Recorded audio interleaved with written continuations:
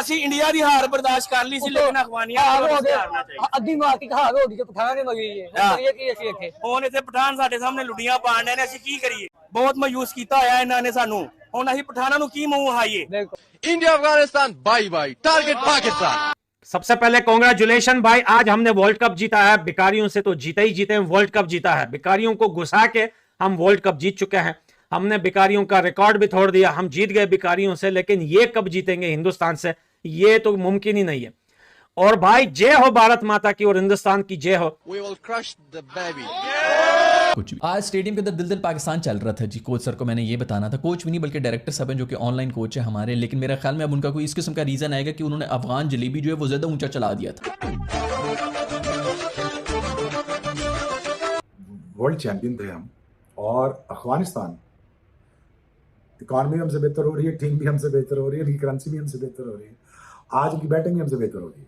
इनको पता ही नहीं होता कि पिच के ऊपर रन्स कितने बनाने हैं भाई। 280 करें तो अगले जो है वो 40 ओवर के अंदर 280 करके चले जाते हैं। 300 करें तो अगले जो है वो 35 ओवर के अंदर 300 करके चले जाते हैं। इनको समझ नहीं आती भाई, इनको पता ही नहीं है। इनको बेहतर ये रहता है कि भाई आप चेस कर लें, आपको कम से कम कोई टारगेट हो गई, ये पिच इतने की है तो इतने के ऊपर जाए। इनसे नहीं होना। साले ने बेगैरत ने मिकी आर्टर ने के दिल दिल पाकिस्तान पे तू क्या मुजरे देखने गया था वहां पर है नुमाइशी साले, तू क्या फिजात का बीज बोने की कोशिश कर रहा है? लग रही थी वायलेटर पे हम भी कहते हैं कि कुछ आईसीसी तेरा बाप है जो चलाएगा वहां पे दिल दिल पाकिस्तान के गाने। वो 2 विकेटों से 280-90 बड़ा स्कोर होता है यार। कि पिच गीली ना गीली, फील्डिंग वाज, फिटनेस लेवल आप देखें।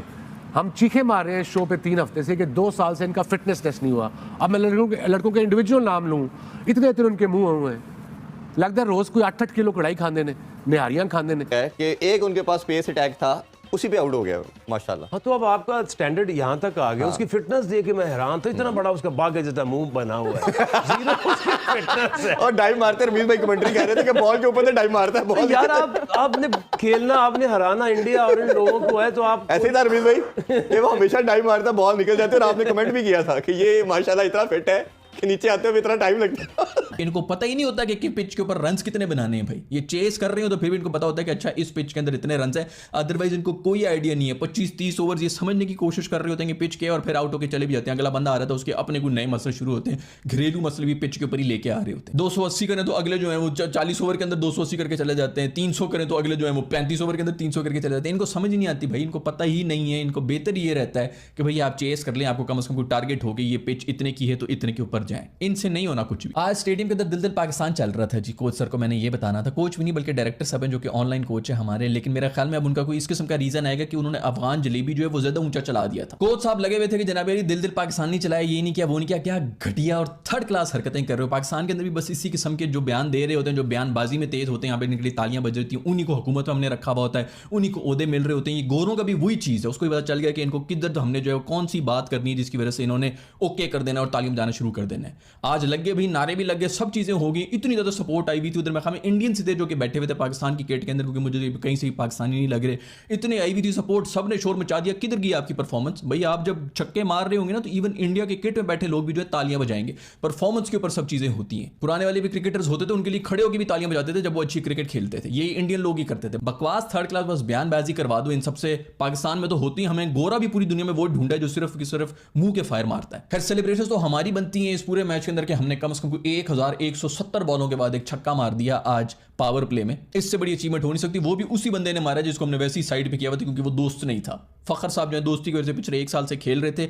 हम इसी तरह एक्सपोज हुए थे T20 वर्ल्ड कप के अंदर भी। नेदरलैंड्स ने साउथ अफ्रीका को हराया था, जिस वजह से हम आगे चले गए थे और फिर अगले 1-2 मैचेस जीत के हम सीधा फाइनल भी खेल रहे थे, वरना हम उस वक्त भी एक्सपोज हो चुके थे। बट कोई मानने को तैयार ही नहीं होता भाई। हमारी शुरू से ही इस किस्म की हालात थे, लेकिन बस हम मानने को तैयार ही नहीं होते। जिद की मैं बात कर रहा था कि इमाम ने जिद में आके पुल शॉट के ऊपर ही देना। दूसरी तरफ हमारा रूफी साहब जो उसने भी जिद में आके पहले ओवर के अंदर चौके छक्के खाने। आज तो मासूम क्रॉस सीम और पता नहीं क्या कुछ करा दिया भाईजान। ये T20 नहीं है, T20 की बेस के ऊपर हम ODI की टीम बना के बैठे हुए हैं। साले ने बेगैरत ने मिकी आर्टर ने के दिल दिल पाकिस्तान पे तू क्या मुजरे देखने गया था वहां पर है नुमाइशी साले, तू क्या फिजात का बीज बोने की कोशिश कर रहा है? लग रही थी वायलेटर पे हम भी कहते हैं कि कुछ आईसीसी तेरा बाप है जो चलाएगा वहां पे दिल दिल पाकिस्तान के गाने। 20,000 पाकिस्तानी भी बैठे होते तो आवाज तेरे अंदर ये छिनालपन आया कहां से, ये बता पहले।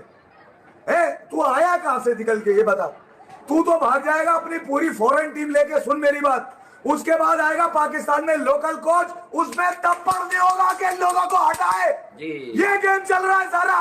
स्केपगोट है मिकी आर्थर। स्केपगोट तो है, इसको तो कहते हैं इसने जिताई थी। ये फिर कह रहे हैं मिकी आर्थर, फिर कह रहे हैं कि हमारा इंडिया से फाइनल होगा। क्रिकेट की बात करो ना, कोच का काम है क्रिकेट की बात करना। बहुत अजीब सी बात की मिकी आर्थर ने, अगर मैं ऑनेस्टली स्पीक, गरारे और शलवारों की बातें करना नहीं है। हमारा क्रिकेट बोर्ड बोले या हम लोग बैठकर बोले, हमने बोला भी है कि यार थोड़े से वीजे आप देते, 10-15 हजार पाकिस्तानी अगर होते। लेकिन आपको क्या यकीन है 10-15 हजार पाकिस्तानी फैंस जाते इस मैच को देखने? इतना खर्चा पाकिस्तान के लोगों के पास इतने पैसे भी नहीं है भाई कि वो एक मैच के लिए जो है वो 2 लाख 4 लाख का होटल का रूम ले। कम से कम 2 दिन तो रुकते वो इंडिया में। No, it was embarrassing today. वो 2 विकेटों से 280-90 बड़ा स्कोर होता है यार। कि पिच गीली ना गीली, फील्डिंग वाज, फिटनेस लेवल आप देखें। हम चीखे मार रहे हैं शो पे 3 हफ्ते से कि 2 साल से इनका फिटनेस टेस्ट नहीं हुआ। अब मैं लड़कों के इंडिविजुअल नाम लूँ, इतने उनके मुंह हुए हैं, लगता है रोज कोई 8-8 किलो कढ़ाई खाने ने, निहारियां खाने ने। भाई कोई टेस्ट भी तो होना चाहिए। अब इन professionally you guys are being getting paid, playing for your country, and there has to be a certain criteria. I am with Misbah on that. When he was coach, he had that criteria. Players hated him, but it worked for the fielding is all about fitness, and that's where we are lacking. It's unfortunate. अब वही आ गया, दुआएं करेंगे, ifs and buts करेंगे, हम चारों जीते, अगली टीम हारे, मे बी हम क्वार्टर फाइनल में पहुंचे, सेमीफाइनल में पहुंचेंगे। That's big may be. Fitness को मैं भी थोड़ा सा एलिब्रेट करना चाहूँगा। आप देखिए वर्ल्ड कप खेलने जा रहे हैं, आपकी कोई ना कोई प्लानिंग होनी चाहिए, इन द सेंस के प्लानिंग आपने कौन कौन सी सीरीज़ खेलनी है इस बड़ी वर्ल्ड कप से पहले, कहाँ जाना है, किस मुल्क के खिलाफ खेलना है, कहाँ जूनियर्स को खिलाना है, कहाँ नए लड़के तैयार करने।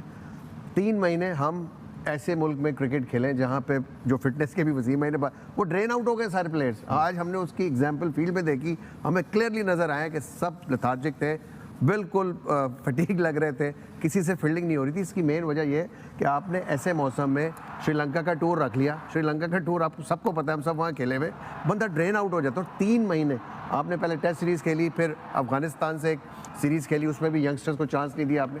आप किसी को प्रिपेयर करते, किसी प्लेयर को प्रिपेयर करते, आपने अनफॉर्चुनेटली नहीं किया, बिल्कुल प्लानिंग नहीं थी। एंड अगेन फिर एशिया कप भी वहीं हाइब्रिड आपने जो एक्सेप्ट कर लिया मॉडल, वो भी श्रीलंका में कर लिया। आई थिंक ये एक बहुत बड़ा फैक्टर है।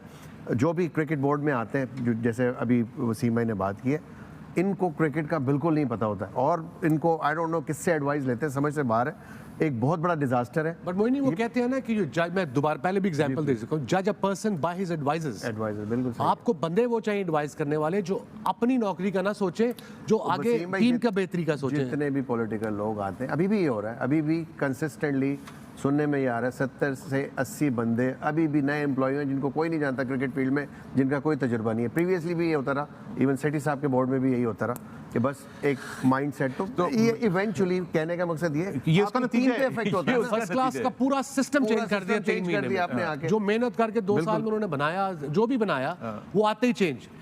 मैं एक चीज जिन्होंने चेंज किया वो खुद चेंज हो गए।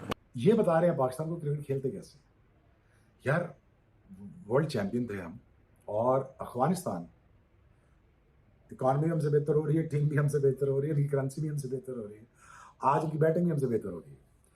तो वेल डन अफगानिस्तान। मैं I am really happy for you, because आपने जोश है, आप में जज्बा है, और आप में एक चीज़ अच्छी है, वो ये कि आप right man for the right job लगा देते।